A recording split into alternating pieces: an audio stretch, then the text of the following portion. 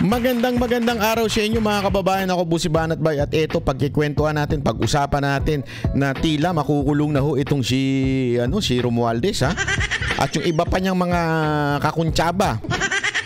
Mukhang himas rehas na ho si si Romualdez. Paano kaya magkakasya yun din Hindi, ako nagtatanong lang kasi marami silang kinasuhan.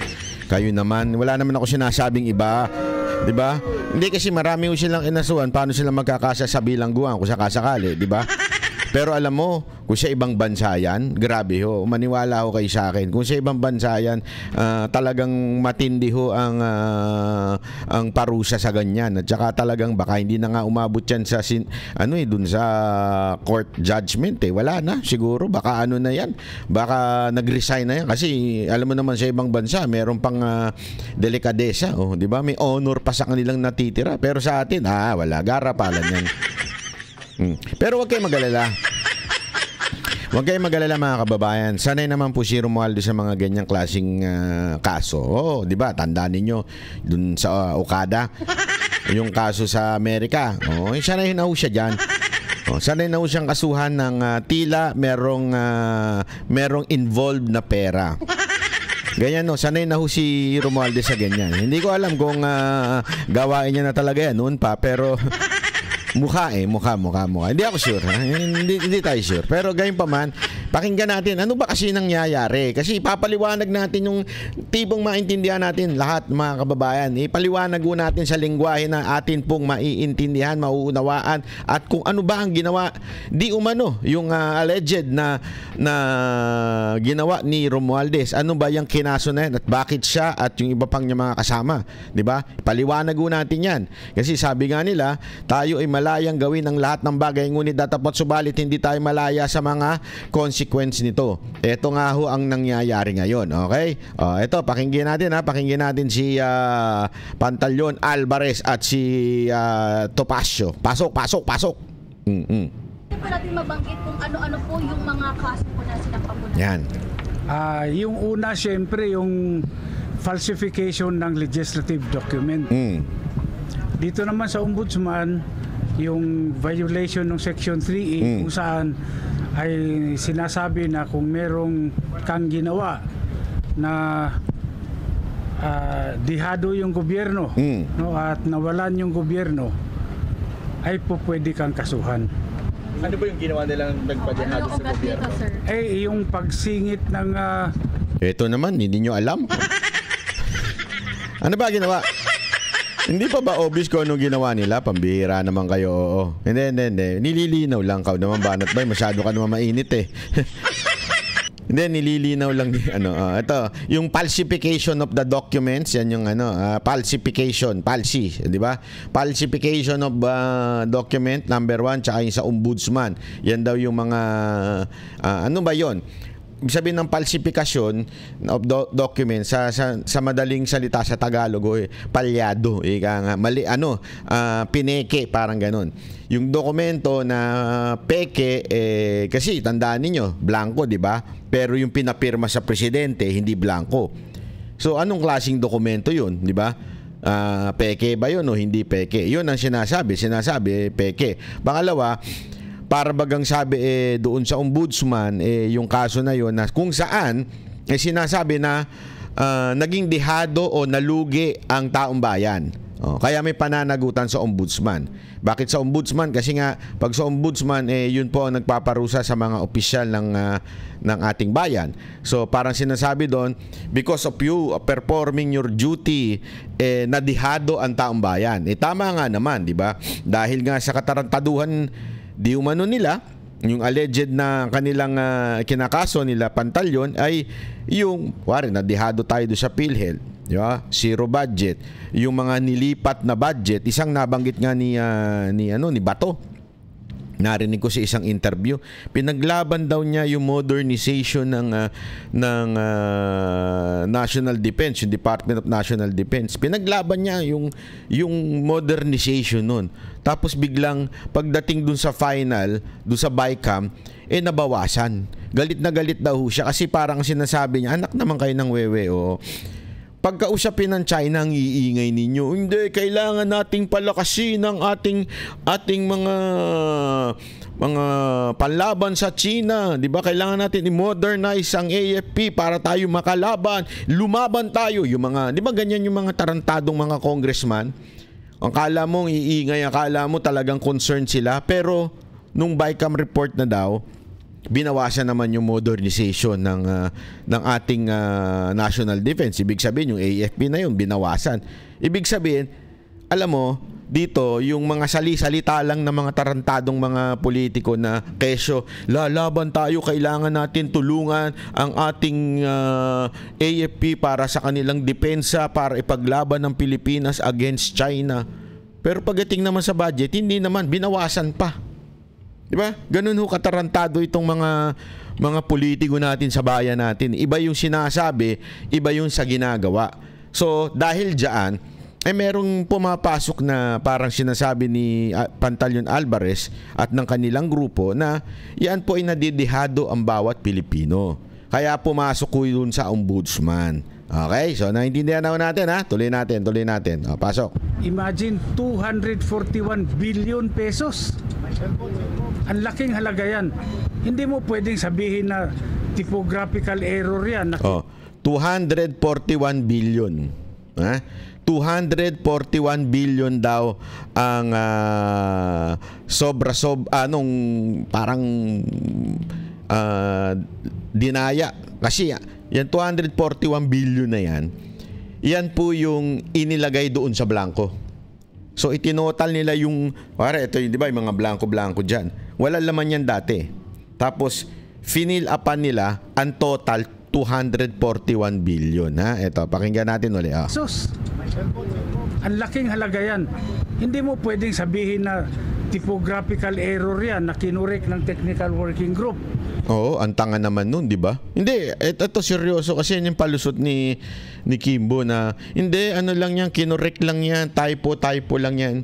Pwede ba naman typo 241 billion? Ibig sabihin nun mga kababayan, inasa mo doon sa nag-e-edit lang nung budget yung 241 billion. Anong klaseng palusot yun, mga kababayan? Iaasa mo sana kung piso lang yan, 2 piso, 100, di ba? Pwede pa Pero ngayon pa man syempre, pera ng taong bayan yan Yang 241 billion na yan, galing po yan sa utang na pinagbabayaran natin sa pamamagitan ng ating tax. So, ibig sabihin, dehado talaga tayo dyan. Ibig sabihin, tayo po ay magpapagod para ho bayaran yan tax. Ako nga, kung umutang as much as possible. Ako hindi po, ako medyo nadala na ako nung kabataan ko. Yung utang ka ng utang sa credit card. Tapos pagka bayaran na, yung bill na, magugulat ka. Ako, iniiwasan ko talaga yan. Pero this time, may umutang para sa akin. Tarantado no? Mantakin mo. Tapos ako magbabayad. Tapos sasabihin mo yung 241 billion na yun, ang nag-fill up lang yung technical group. Sino yung ginago ninyo, di ba?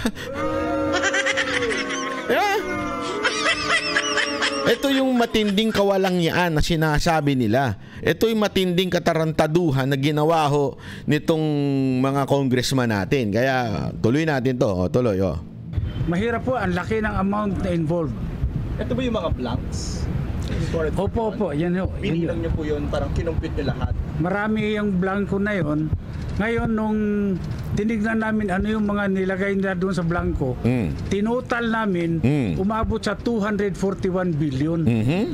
Sir, bakit po 12 yung counts ng falsification? Magbilang ka para alam mo. Biro lang. Bakit daw kasi 12 counts?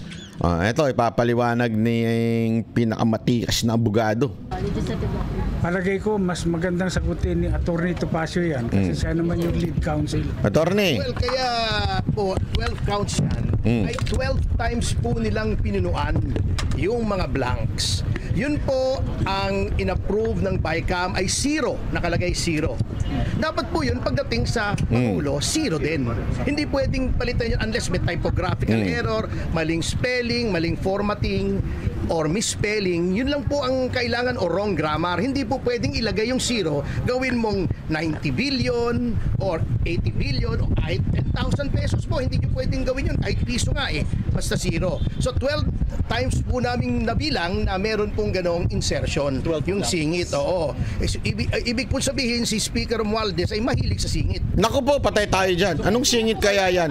Pambihira ito si Topacio. Mga ganun, no? Hindi, Banat, wala ko sinasabing masama, ha? Hindi ko sinasabing masama yung gumaganon, ha? Di ba ganun ang singit minsan? Gaganon mo, kakanon mo. Ang baboy mo, banat man. Gago! Hindi, baka kasi akala nyo pulburo ng ibig sabihin nun. Hindi, ha? Yun po ay pag-amoy ng singit, di ba? Mga bata, mga ganyan, kumakaskas-kaskas, tas sisimple. Yeah? Ito naman si Atty. Topacio, pwedeng komedyante ito kasi seryoso siya, biglang bibitaw ng pung. Diba? Alam nyo ba, ito lang meron lang ako ikikwento sa inyo, ha. Alam nyo ba na ang 12 is a very significant. Alam niyo 'yon? 12 is a very significant symbol in the Bible. Number 12. Alam niyo 'yon? Ipapaliwanag natin. Yung number 12, yan, symbol of faith, church, and divine rule. Di ba? Alam niyo kung ilang beses yan binanggit sa Biblia? 187 times binanggit yan sa Biblia. At alam niyo, isa nga dyan yung 12 sons of Jacob. Ayan. 12 as a representation of completeness and God's governance. Alam mo, napaka-symbolic po niyan. Yung 12 apostles, di ba? Napaka-symbolic po niyan. Sa Revelation, the number takes on eschatological significance. The New Jerusalem symbol of God's eternal kingdom has 12 gates. Grabe, guarded by 12 angels. And the walls have 12 foundations. Di ba? Adorned with the names of 12 apostles.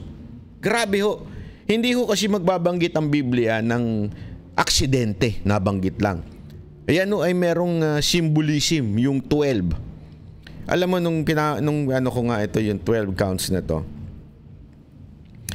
Parang ang dating sa akin. Ito realization ko lang. Hindi ko naman sinasabing definitely itong inano ng Panginoon. Pero sa akin, parang ito yung tatapos. Ito ang tatapos sa karir ni Romualdez. The completion, sabi nga di ba? Sabi doon sa Revelation, 12 gates. Ito yung completion. Pag sinabi mong 12, sakto yan na yun. 187 times binanggit sa Biblia. It symbolizes something.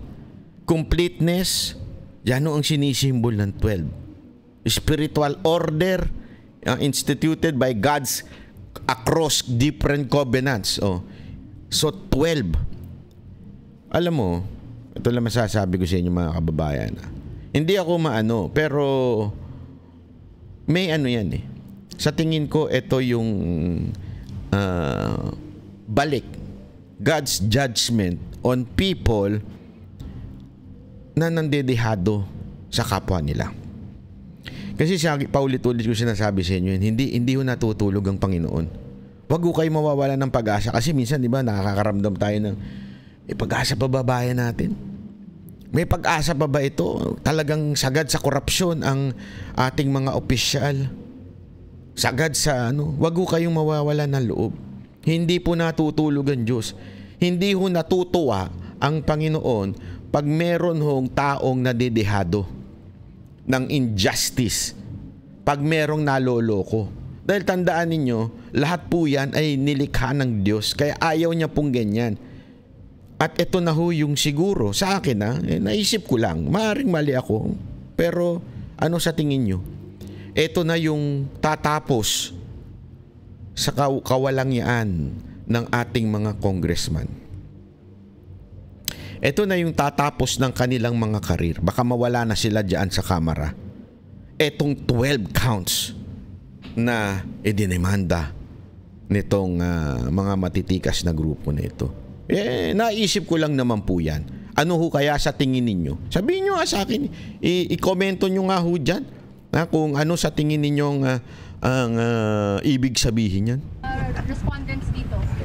Sino pinasasagot? Ito po, siyempre si Speaker Romualdez, because siya po ang head ng House of Representatives, Manuel Jose Dalipe, kasi siya po yung nandun sa APRO, etong majority leader, siya yung majority whip. Siya yung nagma-marshal ng mga boto para dito. Si Congresswoman Kimbo. Nako. At least inamin niya na merong insertions. Kasi dating Appropriations Committee Chairman Saldico. At saka may mga kasama po dyan na hindi pa namin na-identify na palagay namin ay kasama sa technical working group acting under the instructions of the named respondents. So, Yung mga staff? Opo, syempre, opo. Kahit inutusan lang sila, if ever? Kasi po, ginawa din nila eh.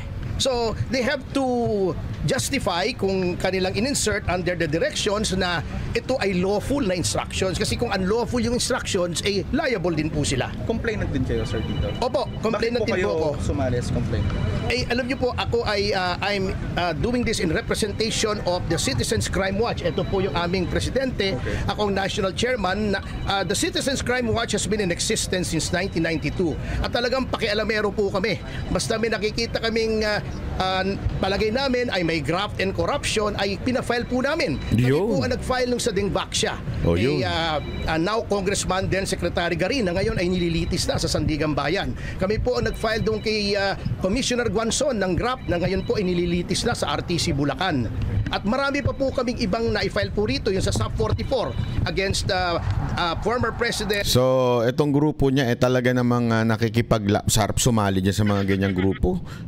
Kaya alam, bawal atang dyan eh.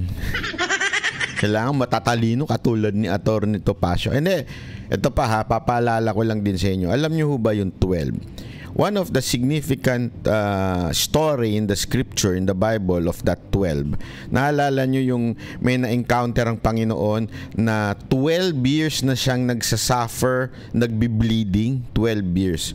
Ito yung story sa New Testament na kung saan ang kanyang pagsasuffer, mga trial, 12 years na.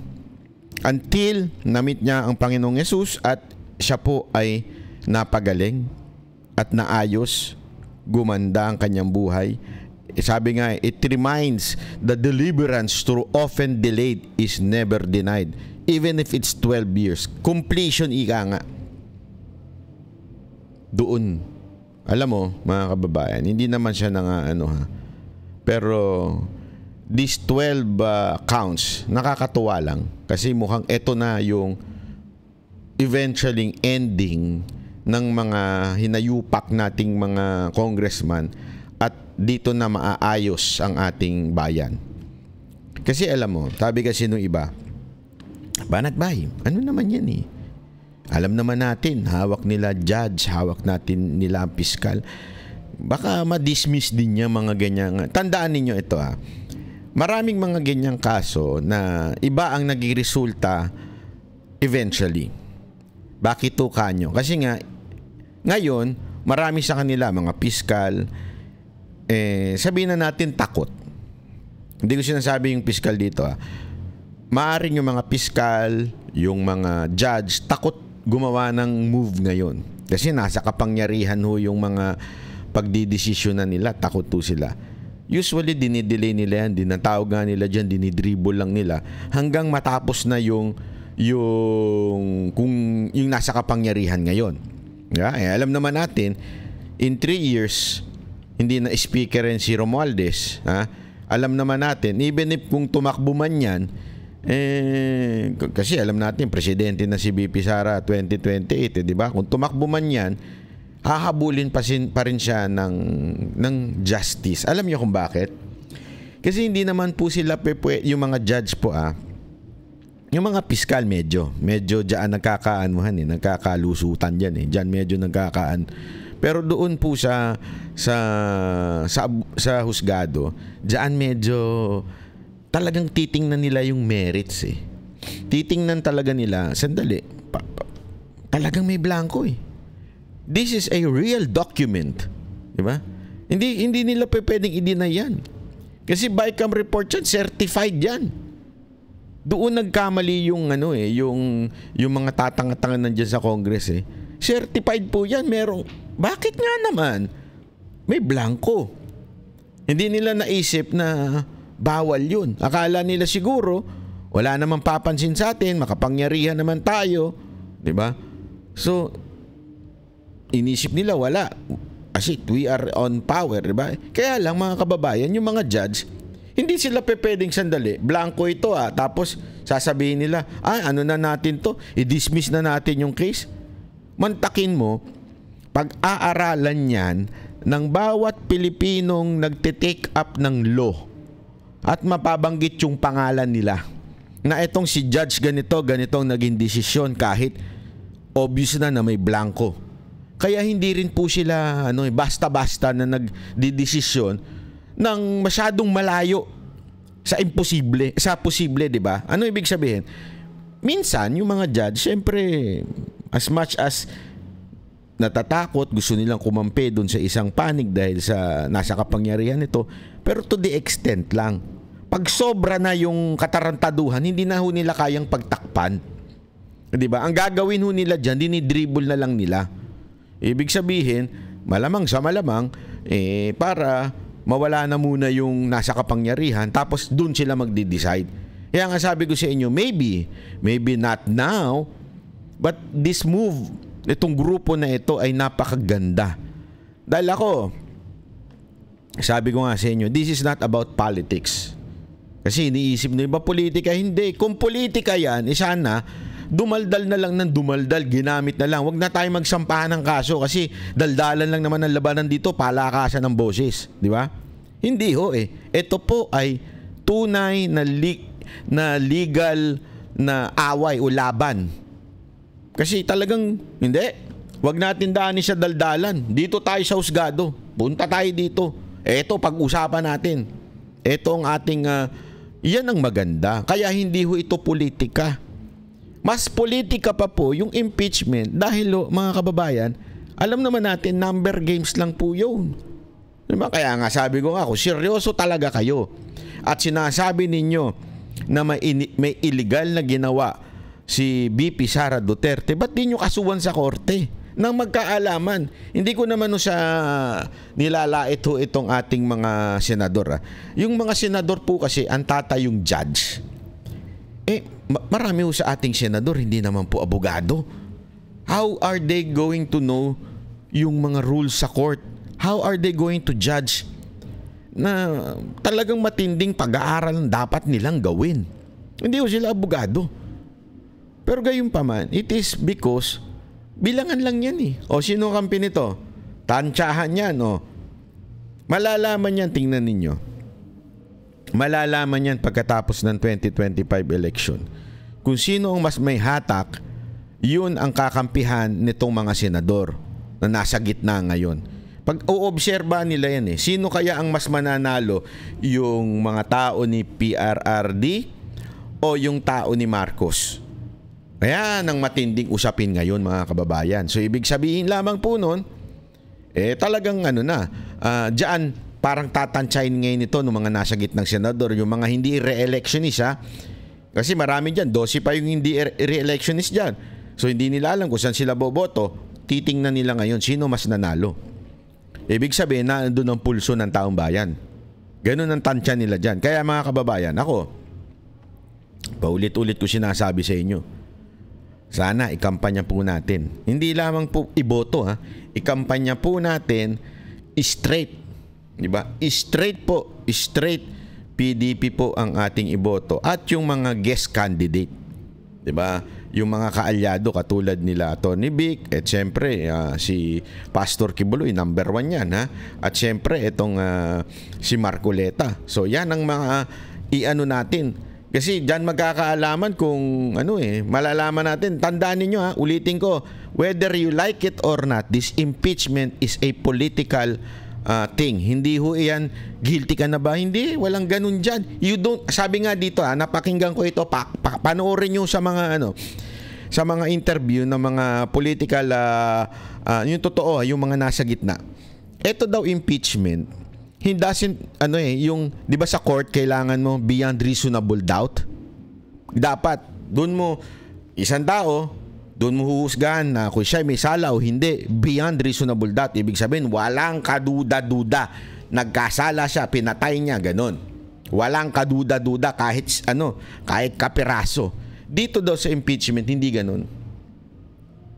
Basta nawalan na ng tiwala ang tao sa'yo, whether you are proven na nagkasala o hindi, you are out. Diba? Ganun ang ibig sabihin. Yung bang, sa madaling salita, pag hindi na kami confident dahil mukhang may something, may ganun. Yun lang ho yun. Kaya nga sabi ko nga sa inyo, etong impeachment, it's a political. Magkakaalaman po kung sino talaga ang para sa bayan at sino talaga ang para sa bayad. Yun ang matindi dyan kasi ngayon nga lang di ba? Yung 150 million na para sa mga congressman di umano ay ang laki na, mantakin mo, dami nun. 150 million. Tandaan ninyo hindi ho ito first time na nangyari. Kahit nung kay Corona, million talaga ang lumabas na pera doon. Yeah? Ang laki, million na lumabas na pera doon para lang i-convict ko impeach po, sorry, not convict. I-impeach po si Corona. Million po. Kung nagawa nila allegedly yung 150 million each congressman, ilan yun? 200 plus. Eto, yung mismong huhusga, sa tingin ninyo, magkano? Baka hindi lang million. Baka billion yan. Pag billion yan, pwede ka na mag-retire. Tama, mali. Bawi mo na yung pinangkandidato mo, yung pinangampanya mo, bawi mo na. May tubo pa. O, di ba? Ay, mga kababayan, bantay tayo. Kasi matindi ho ito. Aquino, kami rin po yung nag-file. So, hindi po ito politiko. Hindi po ito politika. Ito talaga ay aming advocacy sa Citizens Crime Watch. Non-partisan po kami. Why include Kimbo, sir? Bakit sinama si Kimbo? Siya nag-admit nun diba? Opo, alam na pala niyang ni insertions, dapat kumilo siya para hindi ito ang i-transmit as an enrolled bill. Dapat binalik yan sa BICAM kung lalagyan ng insertions. Attorney, bakit graft lang? 241 billion pesos ang pinag-uusapan natin. Graft po at saka falsification. Kasi yun po ang aming evaluation na ito po ang krimen na nagawa. May administrative case din ba na kasama dun sa complaint? Implied naman po yun pagka-ombudsman na we are invoking both the criminal and administrative jurisdictions of the Office of the Ombudsman. Malawak po ang kapangyarihan ng Ombudsman pagdating po sa graft and corruption. Ano bang parusa niyan, sir? Well, ito pong falsification ay up to 6 years imprisonment. Yun pong sa graft ay depende po sa mapapatunayang value ng perwisyo sa pamahalaan. Sa administrative po, pwedeng suspension, pwedeng dismissal from the service. Alam mo, sana talaga maging ending na ito ni Romualdez at iba niyang kasamahan. Sana po sana mapatunayan po talaga nila Attorney Topacio itong kaso na ito kasi alam niyo, it's about time na may managot. May perang nawala di ba? Merong blanco it's a fact. Inamin yun inamin na Malacanang, inamin ni Kimbo. So walang mananagot. Kaya kahit yung judge malilito na umamin Oh. Sinong mananagot? Wala lang, may multo lang, ganun. May nagsulat na multo. Pwede ba yun? Sana matapos na kasi marami na ako naririnig na reklamo diyan kay Romualdez kahit noong pang hindi speaker yan. Naririnig ko lang naman. Para matakot na rin yung mga ibang congressman natin na grabe gahaman. Kasi hindi lang po siya dyan. Marami dyan. Yung isa nga nagdemanda sa akin, nandyan din karma lang yan. Meron niyang dyan sabi doon, ito, hindi ko siya minumura. Ito, sinasabi ko lang. Merong quotation na, karma is a bitch. Gago! Yeah? Mas matindi yung kaso na yan kaysa sa ikinaso mo sa akin, Brad. Yari ka dyan. Kasi tandaan ninyo, ang chairman ng APRO nun, si Zaldico pa. So talagang kung mapatunayan nila Topacio na nagkasala si Romualdez, mananagot din sigurado yung chairperson ng APRO, di ba? So, karma is a bitch. Sana. No, di ba? Tuloy. Pwede ring kung convicted, perpetual absolute disqualification. Kung Alvarez baka may magsabing politika lang ito. Anong magiging sagot mo? Well, karamihan pag wala nang masabing iba, sasabihin talaga politika lang ito. Tama. Lahat naman na nangyayari, politika talaga. Di ba? Hindi, ako nga sinasabi ko nga mga kababayan, hindi ito'y politika. Kasi kung politika, sanang nginaw-ngaw na lang nila. Diba? Sana ombudsman na lang, wala nang kaso sa korte. Although court pa rin naman yung ombudsman, kaya lang malalaman mo naman kung ang isang pag hindi dinala sa korte, medyo politika. Diba? Mas magandang dalhin sa korte para magkaalaman, diba? Parang katulad ni Trillanes. Lagi nang kakaalaman na lahat ng mga pinagsasabi niya ay sablay, diba? Bakit? May naipanalo ba ikinaso yun? Wala. Wala kasing substance Aside from wala siyang substance, pati yung mga kaso niya walang substance. Kaya maganda, at least nagkakaalaman tuloy kung sino walang substance. Parte ng politika yan. So sa akin naman, ang kawawa dito, yung mga empleyado yun. na pag-utusan. Correct. Well, siguro pwede naman nilang depensa, magsabi lang sila ng totoo. Yun. Kung ano talaga yung nangyari. Sir, kasi yung iba tinatanong yung timing nung pag-file nyo. Kasi impeach nga lang kay VP Sara Duterte. So kaya ganun yung mga implications nila. Alam nyo, yung sinasabi nilang timing, wala namang timing yung criminal case Tama. Kung gumawa ka ng krimen, yun ang timing. Yun. Gumawa ka ng krimen, alangan namang i-file mo yan sa susunod na taon. Mga 5 taon pa bago nyo i-file. Gago! Hindi. Alam mo mga kababayan, that's a perfect analogy. Walang timing yan. Bakit? Kasi gayong ginawa yan Etong budget yan Kailangan mapigilan yung budget. Kasi nga, ang daming kalokohan dyan sa budget So, alam mo yun, dapat ngayon na. Kailan pa? Kailan pa ano yan kung hindi ngayon? Di ba? I-file mo yan sa nakaraang taon. Hindi pwede. Tama. Ginawa nila yan recently, kaya kinakailangan aksyonan kaagad natin. Yun. naman ba ito sa pag-impeach ng Kamara kay VP Sara? Wala, magkahiwala yan. Kasi iba naman yung impeachment, ibang usapin yun. At ito, criminal case ito, ibang usapan dito. Yan ang sinasabi. Pag abogado kayo, maiintindihan ninyo. Pero kung hindi kayo abogado, hindi nyo talaga maunawaan. Iba ang criminal case sa impeachment case. Iba ang pagpapatunay sa criminal case at sa pagpapatunay ng impeachment case. Pag-aralan ninyo, you do not need beyond reasonable doubt sa impeachment. Talagang yan, politika lang yan. Bilangan lang ng boto yan. Bilangan kung sino mas maraming... kung tatanggap ba o hindi, di ba? Yan yung katotohanan dyan. Huwag na ho tayo maglokohan. Hindi naman po yan lingid sa kaalaman. Kaya nga, di ba, ang dami naging issue niyan noong mga nakaraan. Ang tugante, parang gano'n sa Sir, or diversionary tactic. Hindi, teka. Yung sinasabi nilang diversionary tactic, tingnan nyo ito. Tingnan nga Sino natin. nag-divert? Alin ang nauna? Di ba yung press conference ni dating Pangulong Duterte at ni Congressman Ungab? Doon nila pinaputok na maraming blanco yung BICAM report. Ngayon, ayaw nilang pag-usapan yan dahil sigurado swak na swak sila sa banga. Kaso. Kaya sila ang gumawa ng diversionary tactic.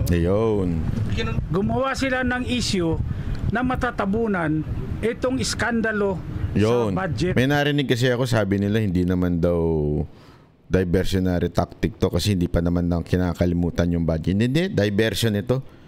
Kasi ito tandaan ninyo, sa psychological thinking ng mga Pilipino, they can only handle one story at a time o one scandal at a time, di ba? Pagka napalitan na makakalimutan na. Ang memory ng mga Pilipino medyo madali hong magbago Madali hong makalimot, ika nga, di ba? Ganyan noon nangyari sa kasaysayan natin. So kaya ngayon, ang tindi po kasi nung sa budget issue, lahat mismo ng tawag dito ng mga tao na iba't ibang kulay nakapansin doon. 'Di ba? Isipin mo ito yung tinatawag hindi lamang po ng mga Duterte supporter. Even if yung mga hindi Duterte supporter, ito po ang tinatawag na pinaka-corrupt na budget, pinakamalalang budget. Kaya wala na silang, kaya nga sinabi ko, bakit nila hinabol? Alam nyo ba, questionable pa rin yung paghabol? May mga napapanood ako na mga law expert, constitutional expert na sinasabi, mali yung paghabol. Kasi it's a new Congress. So mangyayari niyan, pag hindi na-tackle ngayon, hindi natapos yung impeachment, pag hindi gumawa ang presidente ng special session, for sure, dapat ulitin, baguhin yung impeachment na charges na ginawa kay VP Sara Duterte. May mga ganyang opinion. Alam mo yun? Sabi ko, nung pinapakinggan ko, hindi ito mga Duterte supporter Ito ho'y mga lehitimong mga magagaling sa batas at sinasabi nilang kasi nag-ending na Hindi na pwede, yun yung same. Desisyon na yan nung nakaraang Congress. So dapat, babaguhin na ngayon. Uulitin na. Sabi ko, kung ganun ibig bang sabihin nung talagang may purpose itong pag-file ng impeachment? Di ba? Kasi maaring isa lang itong ginawa ngayon pero marami yun, di ba? Marami hong impeachment na yun. So ibig bang sabihin final lang nila tong isa para mag-ingay lang, para ma-divert talaga ang usapin patungkol sa budget. Alam naman nila na kailangan ulitin to eventually. Kailangan nila uling dumaan uli sa Kamara, bumalik sa Kamara, tapos tsaka pag-uusap at tsaka uli magkakaroon na ng impeachment trial sa Senado. May ganung kasing istorya may ganung punto At hindi po nanggaling yan sa mga Duterte supporter o mga kaalyado ng mga Duterte. Nanggaling po yan sa mga law expert. Although, ayan pa'y pinagdedebatehan. Pero gayon pa man, bakit? Kung may ganun palang debate, kung meron palang ganung usapin, bakit talagang itinulak nila? Hinihabol sa huling araw. Kasi nga naman, total change, di ba? Total change ng kwentuhan. At hindi po ang demanda ang diversion. Kasi nga sabi nga ni Alvarez, nauna si Ungab at saka ang presidente si PRRD at saka si Attorney Vic na nag-live bago pa ho yung impeachment. Ang tunay na diversion yung impeachment. Ngayon, ibinabalik lang nila at pinagpapatuloy lang nila yung nangyari noon sa presko nila Ungab. So this is not a diversion. This is reality, my friend. So I think Romualdez, this is your ending in your adventure. Baka ito na talaga ang ending mo pagdating sa mga diskarte mo sa buhay. ng 2025. Consult nyo ba si dating Pangulong Duterte dito sa pag-file nyo ng reklamo? Hindi nga kami nagkausap, hindi kami nakita dahil from Tagum City, dumiretso na ako dito sa Manila para i-file yung kaso. Speaker, with your kind permission, pwede ko bang dagdagan? Pwedeng. Actually, matagal na po namin itong pinag-iisipan. Kaya lang po, komplikado ang kaso. So, pinag-aralan pa po namin ito, kaya ngayon lang po namin ginawa. Kasi hindi naman po kami katulad ng ibang miyembro ng Quadcom na kilos nang hindi nag-iisip. Ay, pambira. Sino yan? Makabana talaga ito si Topacio Diretsuin mo na. Sino ba sinasabi mong Quadcom na hindi nag-iisip? Si ano ba yan? Si Barbers ba yan? O baka naman si ano yan? Si committee. Ang lupit ng banat nito ni Topacio talaga. Pag ito isa sa mga original founder ng Banateros to siguro si Topacio. Pwede ba namin ikaw medalyahan ng Banateros? Pinag-isipan po namin itong mabuti. Hey, Congressman Alvarez, sir, now na-file na ho ninyo itong complaints ninyo. Opo. Anong inaasahan ho ninyo na pagtukon dito ng anti-graft body? Kami naman, gusto lang namin patas yung laban on the merits. Tingnan nila yung reklamo namin. Kung may merits naman, ay pwedeng isampas sa Sandigan Bayan. Kung walang merits, edi dismiss. Walang problema yon. Basta decision on the merits. Sir, nakausap niyo na ba si former President Duterte tungkol sa impeachment ni VP Sara? Hindi pa po. Hindi nga paulit-ulit naman Members of the House. Total sa Senate. Nandun yung krimen na nangyari. Kasi Senate. bycam sir yun Sa Senado, siguro naman kung Office of the Ombudsman, pwede naman silang magpatawag kung sino sa Senado. Dahil alam nyo po, dito lang sa House of Representatives matagal na kaming sumulat, nag-request kami ng kopya, official copy ng enrolled bill. Hanggang ngayon, tinatago nila, hindi nila binibigay sa amin. Pero kung nasa House Library na po yung enrolled bill, yung ratified bill, pati yung GAE, publicly available po siya, mag-check po. Pati-check ko sa aking yung chief of staff ko, dahil yung sulat namin, hindi nila sinagot. Nag-request kami. Okay. Thank you, sir. Okay. Nako, malupit po itong binitawan po ng grupo na ito. Ayan, so bantayan po natin itong issue na ito dahil alam nyo mga kababayan, ito na siguro, ito na talaga ang sa tingin ko lang naman, sana sabi nga nila magdilang anghel ka, hindi lang ng anghel, baka pati propeta. Hindi, biro lamang po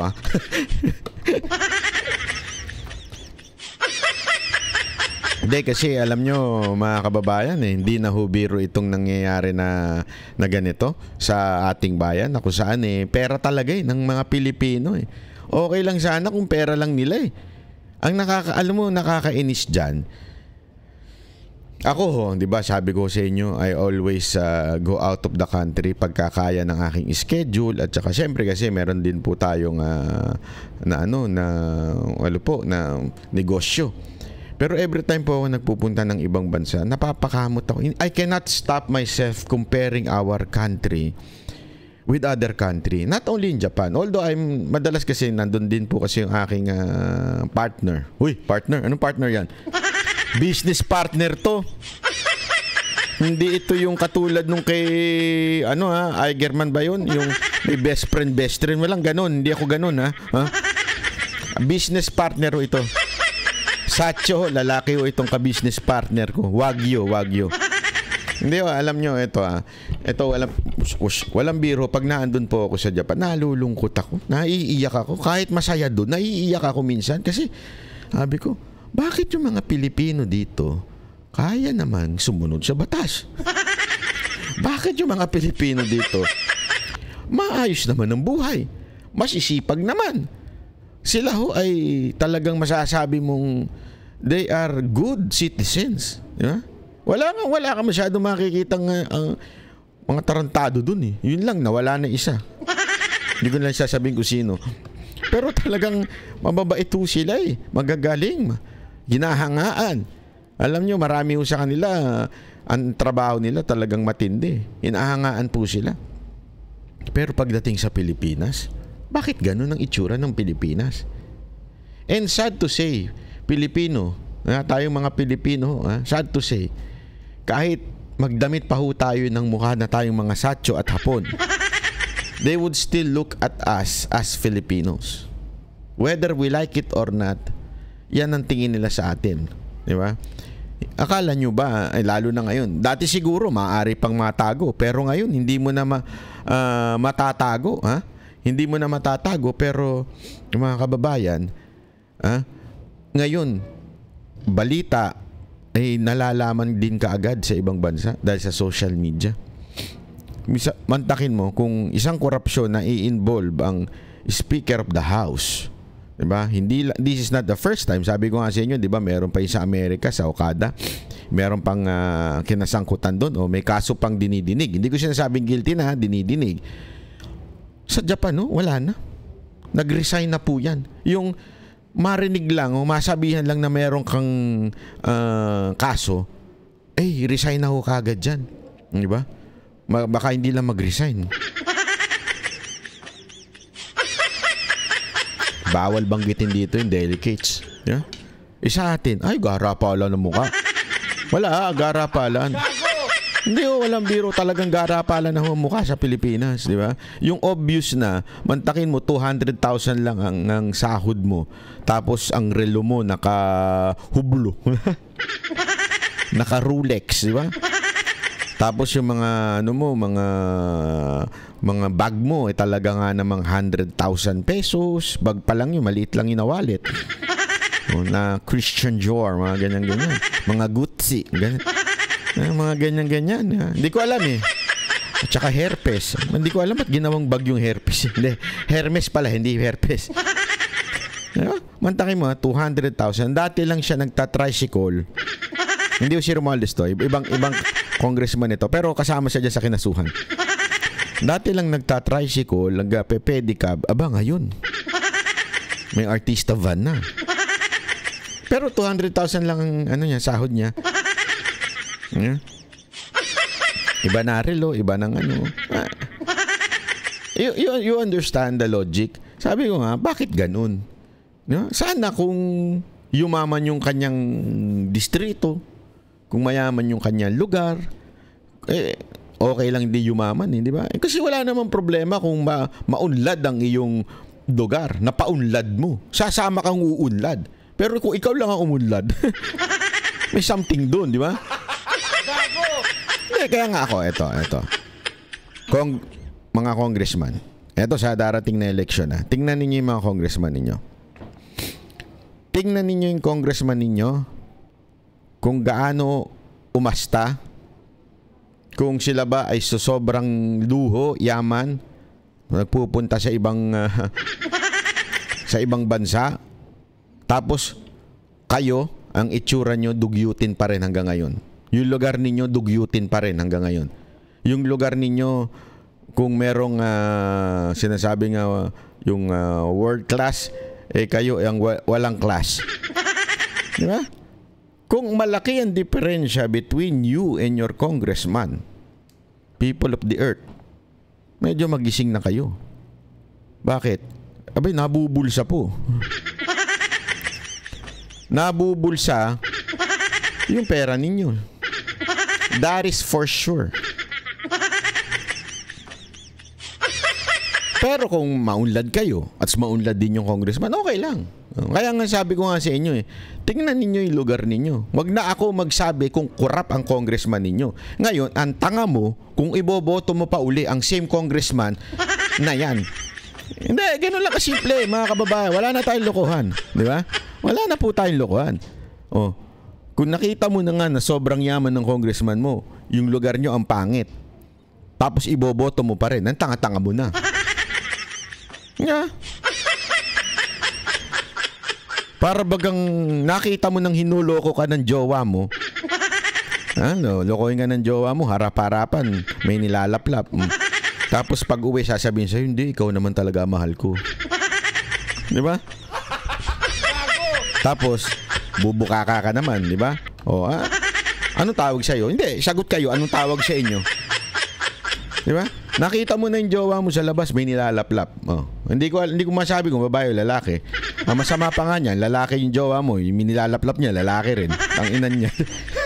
Padahan sila. Tapos biglang pag uwi sa bahay, sasabihin sa'yo, hindi, ikaw naman talaga yung mahal ko. Tinitikman ko lang yung dila niya. Anong tawag sa'yo, Brad? Yung totoo, anong tawag sa'yo? Di ba tanga? Kasi sobrang tanga. Yun din ang tanong ko sa inyo. Nakikita nyo na nga yung congressman nyo ngayon. Mandarambong. Nakikita nyo na namimigay ng pera. Pag namimigay po yan ng pera, definitely, ang laki ho ng binulsa niyan. Hindi ho kaya magbigay niyan. Ano yung out of bibigay ako ng pera? Gago ka ba? Tandaan mo hindi lang po yan hindi lang po yan iisa. Eto na nga lang kay Mokay. Eto walang biro ito Lagi kami nagkikwentuhan ni Mokay. Lagi nang hihingi ng pera yun sa akin. Kaya mga taga District 3 ng Maynila. Hindi, nagkikwentuhan sa akin yan kasi hirap na daw siya. Wala na daw siyang pera, sabi niya. Sabi ko, bakit? Bakit walang pera? Sabi, kasi siyempre maraming humihingi ng tulong. Talaga? Magkano binibigay mo? 100. 100 na wala yung pera mo, ubos? 100, 200. Lahat ng patay, pinupuntahan ko. Magkano binibigay mo? Basta, 500 na yung pinakamalaki. Paano naubos yung pera mo? Sabi niya, wala naman talaga akong pera. Alam mo na, mapapaisip kayo. Tama nga naman. Diba? Kung ikaw ordinaryong tao, eto ano pa lang to counselor. Ibig sabihin sa District 3, isang distrito pa lang, counselor ka pa lang. Nauubusan ka na ng pera kung galing talaga sa bulsa mo. Ubus na ang pera mo. That's for sure. Diba? Kaya ako nga binibenta yung Ducati ko para ibigay sa Kemo ka para panggastos niya. Kasi wala naman po talaga siyang pera. Diba? Yan ang mga taga Maynila. Baka gusto nyo bilhin na. Yung mga mayayaman dyan sa Maynila, lalo na sa Binondo. Pakibili na rin sige na, Ducati ko. Kasi alam nyo, si Mocha, talagang napaka-straight yan Kasi nga siyempre, siya po may Christian values. Siya nga yung talagang masita sa akin Yung buka nga mo! Ganyan yan Diba? So yan talagang straight yan. Talagang nagse-service yan. Talagang walang pera yan. Kaya sabi niya, pengin naman akong pera. Sabi ko, mag-vlog ka kasi. Hindi, biro lang anong punto ko dito? Hindi ko to kinikwento para iangat si Mocha. Pero kung maaari, boto nyo na sa District 3. Hindi ko magbabago yan. Maniwala ko kayo, hindi ko magbabago. Eto para sa kaalaman ninyo, yung sasakyan yan, sa akin yun Sa sobrang hindi nagbago yan. Mantakin, ito, walang biro ito. Even if i-check nyo yan. Wala kang pera yan Di ba yung salin niya negative? Natandaan nyo sa PCO? Salin niya negative. Bakit? Akin lahat yung ginagamit niya Wala akong pera yan. Hindi ho yan kumuha ng pera sa gobyerno. Walang ginawa yan. Wala na. Isinuko na niya yan. Dahil nga po, binabayaran niya binubuhay niya ang kanyang nanay na may cancer, survival ng cancer, di ba? So doon lahat napupunta yung pera niyan. Noong mga naipon niya nung siya po ay Mohgers. After that, kung ano lang yung sahod niya bilang public official, yun lang ang ginagamit niya. The rest, ako na ho ang sasakyan, lahat ng gastusin, tauhan niya, ako nagbabayad po. Hindi ko to pinagmamalaki Sinasabi ko lang sa inyo, pag ang isang tao hindi corrupt, walang pera yan. Maniwala kay sa akin. Ang daming humihingi ng tulong Diba? Sabi ko nga sa kanya, Mocha, sa susunod, benta mo na yung cookie ni Mocha. Hindi, walang biro. Sabi ko, gawin mo na negosyo yan. Pagkatapos mo maging, kung manalo ka o matalo ka, gawin mo na negosyo yan. Sikat na yung cookie ni Mocha Kaya benta mo lang ng 2 piso, 5 piso, pwede na yan di ba? Walang biro. Para at least may kita naman siya. Anong punto ko dito? How come ang isang congressman na 200,000 lang ang sahod, ang binibili nilang relo, 1 million. Binibili nilang relo, 15 million, 10 million. Malalaglag ka sa upuan. Paano sila nakakabili nun? Naka-escalade. Alam nyo ba kung magkano yun? Mahigit 10 million yun. Di ba? Paano ka nakabili kung ang liit-liit ng church mo? Ano to? Hindi tithes ang binibigay sa inyo? 50%? Ang liit ng church nun Tapos ang sahod mo lang 200,000. Tapos yung pagmamay-ari mo, may chiding ka, may ganito ka, tas nakarelo ka. Yung relo na lang, magkano na? Tapos ikiklaim mo, you are a bishop. Ikaw mag-isip. Ikaw, wag na ako. Ikaw mag-isip. Sa tingin mo, nasa matino pa ba yun? Nasa matino pa bang ganong klaseng pamumuhay ng isang kongresista? Kayo ang sumagot. Sa tingin mo ba, lahat ng kinikita niya ay galing sa kanya? Kaya siya nakakabili ng ganon? Mag-isip po kayo. Ngayon, 2025 na. Nasa kamay niyo na ang kapangyarihan. Sabi nga nila, tuwing eleksyon, ang kapangyarihan ng nasa laylayan at kapangyarihan ng mayaman ay patas. Nagagalit tayo, di ba, pagka the justice system hindi patas, ang mayaman sa mahihirap. Pero during the election, patas lang yan. Bakit? Ang boto ng isang mahirap ay boto rin ng isang mayaman. Tig-isa lang. Nasa kapangyarihan mo yan, Banateros. Kaya, kung nakita mo ng ganyang kayaman, ganyang kaluho ang congressman mo, tapos may issue pa ngayon na lahat ng bumoto laban kay pumirma ng impeachment ay may 150 million. May chika pa nga ganun. Eh, pambihira ka naman. Kung iboboto mo pa yan, ang tanga-tanga mo na. Kasalanan mo na kung bakit ka mahirap. Hindi, totoo. Tanga mo eh. Gago! Masakit ha? Masakit. Ito, walang biro. Sabi ko nga sa inyo, real talk ako. Kung pa. Masakit. Di ba? Ang tanga-tanga mo na talaga. Mantakin mo. Meron na nga chika na meron na nga katarantaduhan sa budget. Nga alam natin, Congress yun. House of Representatives. Alam na, ito hindi lang ako nagsasabi nito, tandaan ninyo, iba't ibang political leaning ang nagsasabing this is the most corrupt budget in the history of the Philippines. Pangalawa, may chismis na nga na lahat ng pumirma ay may 150 million di umano, alleged. Di ba? May ganun na nga chismis. Tapos nakikita mo yung congressman mo, ang luho, namimigay ng pera, libo-libo. Sa tingin mo saan galing yun? Hindi, connect the dots lang yun eh, mga kababayan. Ang tanga mo na lang pag hindi mo pa na-realize yun.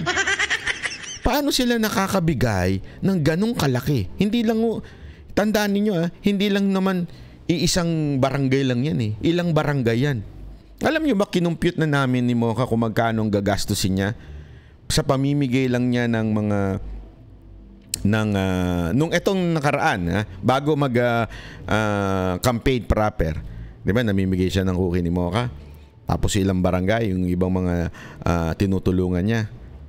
Umabot na kami ng more or less 4 to 5 million eh. Ang kinukompute namin Hindi pa, sabihin hindi pa nagagastos yun. Yung kinukompute pa lang namin. Sa loob-loob ko. Talagang no wonder No wonder we have the most corrupt system in our country. For you able to win in an election, you have to spend that much. Ito, councilor pa lang Ito, tansya pa lang namin at saka kuripot pa kami ni Mocha nito. Kasi yan yung gastos sa mga tao, gastos yan sa mga kasama mong sa team mo, sa office mo, tapos yung pagre-rent mo ng anong tawag doon. Basta yung nagre-rent ka ng ng parang kuta. Anong kuta? NPA ba that ba? Hindi basta yung opisina ng mo, campaign mo, di ba? Yun pa lang ganun na aabutin. Para manalo ka. Yun ang kagad ang expenses mo. Ang lupit, di ba? So, kung hindi ka talaga matinong tao, yan yung pinakakuripot pa, sigurado ako magnanakaw ka talaga Kung ang motibo mo ay, alam mo yun, kaya hindi ko nga maintindihan bakit ang tao nagtatalunan maging mga congressman At saka, lalong-lalo na talaga, congressman Bakit sila nagtatalunan maging congressman? Ang hirap-hirap ng buhay niya, papasok ka dyan. Hindi, di ba? Gusto mong kumita ng malaki? Magnegosyo ka. Mag-businessman ka. Kung gusto mo, maging influencer ka pa. Mas malaki pa kinikita nun kaysa sa mga abogado ngayon Yun ang totoo walang biro. Ba't di na yun ang gawin mo? Kung yung ganun lang ang kita na gusto mo. Pero if you want more, no wonder kaya ang daming tumatakbong congressman ngayon. Oo. Bakit? Huwag tayong maniniwala doon sa para sa bayan. Huwag kayong maniniwala doon. Hindi ho totoo yun. Ha? Wala hong katuturan yung sinasabi na para sa bayan. Kalokohan po yun, mga kababayan. Sa totoo lang, tingnan nyo ng maigi yung inyong congressman. Baka kung mas mayaman pa sa inyo yan, abay matakot na kayo. Yun lang. Di ba? So mga kababayan, hanggang dito na lang po muna tayo. Sana bumoto po tayo ng shoutout po pala sa mga taga KOJC at mga umaten kanina ng proclamation ni Pastor Kibuloy. Grabe. Mag-isa pa lang. Alam mo ba, first time to ha. First time to na kandidato na nag-nationwide na proclamation. Nationwide po yun. Meron sa Visayas, meron sa Mindanao, meron sa Norte. Nationwide po ito. Proclamation ni Pastor Kibuloy. Ang galing. Tapos ang daming tao. Talagang sabi ko nga hindi lang ang kampanya nito. Ewan ko na lang. Hindi lang pang senador, pang presidente datingan ng kampanya niya. Hindi ko ginagawa yan. Usually talagang yung bipartido. Although meron pa rin naman ang PDP. Okay, meron pa rin sa PDP. Pero bago nag-campaign ng PDP, nauna na ho si Pastor Kibuloy na isang araw. Alam mo, ang lupit. Sabi ko sa inyo, napakalupit, napakagaling talaga kasi nandiyan ako kanina, nagpatawa po ako. Stand-up comedian po ako kanina. Hindi, nabiro lang. I-upload din natin dito yung speech natin na yan, ha. Sobrang nakaka-amaze, ika nga. So shout out po sa mga organizer diyan kanina, ha. God bless everyone. Kita-kits ulit tayo. Bye-bye. Yan ang Banateros, boses ng ordinaryo Pilipino. Banateros ay walang